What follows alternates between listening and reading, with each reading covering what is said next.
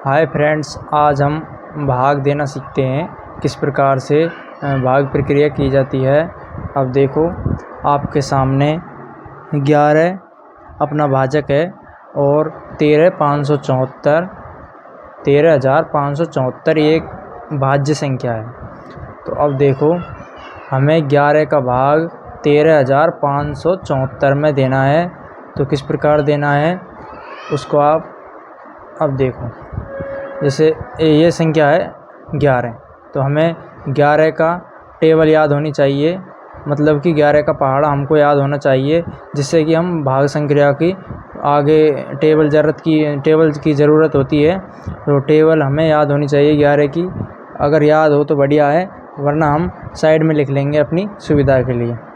देखो, 11 एकम 11, 11 दूना 22, 11 तो 33, 11 चौक 44, 11 पंजा 55, 11 छिंग 66, 11 सत्ते 77, 11 अंठे 88, 11 नम्मा 99, 11 दही के 110।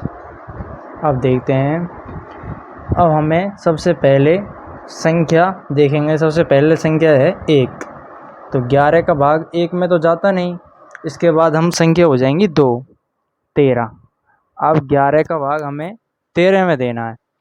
तो 11 की टेबल को देखो कि हमें इस प्रकार भाग देना है कि उस संख्या से क्या तो पूरा भाग चले जाए या उससे कम रह जाए, लेकिन उससे अधिक नहीं होना चाहिए। तो 11 की टेबल में देखो, 11 एकम 11, 11 दूना 22, 22 तो 13 से ज़्यादा हो गया। तो हम 11 का भाग एक बार जा रहा है, 11 एकम 11, यहाँ पर लिख देंगे हम 1। अब हमें इस संख्या में से कितनी बार गया है, एक बार।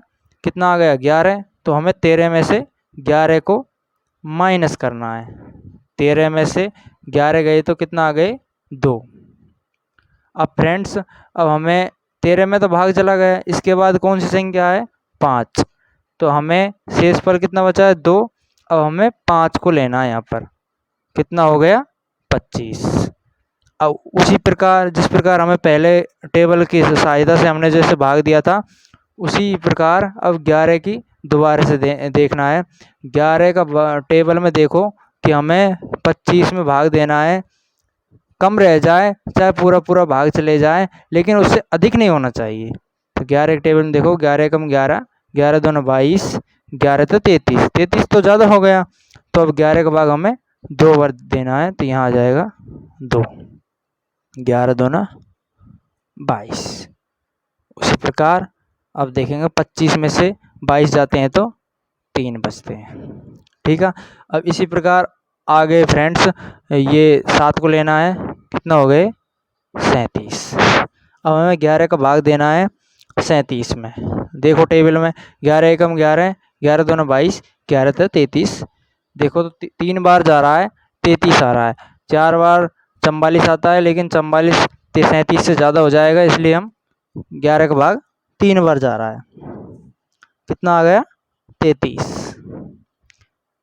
शेषफल कितना आएगा, 7 में से 3 जाते हैं तो 4, 3 में से 3 गए 0, 0 को लिखो या मत लिखो। इसके बाद फ्रेंड्स 7 हो गया, अब हमें 4 लेना है। कितने हो गए, 44। अब हम देखेंगे 11 का भाग टेबल में 44 में कितनी बार जाता है। हमें इसी प्रकार देखना है कि टेबल में कोई भी संख्या में या तो पूरा भाग चले जाए या फिर उससे कम रह जाए, लेकिन अधिक नहीं होना चाहिए।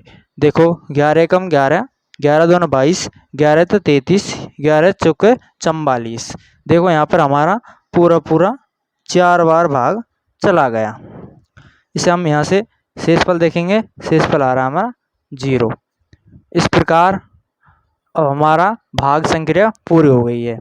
इसमें हमें देखते हैं 11 हमारा भाजक है, 13,574, 1 3 5 7 4 ये हमारा भाज्य है, 1 2 3 4 1234 ये हमारा भागफल प्राप्त हुआ है, और शेषफल हमारे यहाँ पर 0 प्राप्त हुआ है।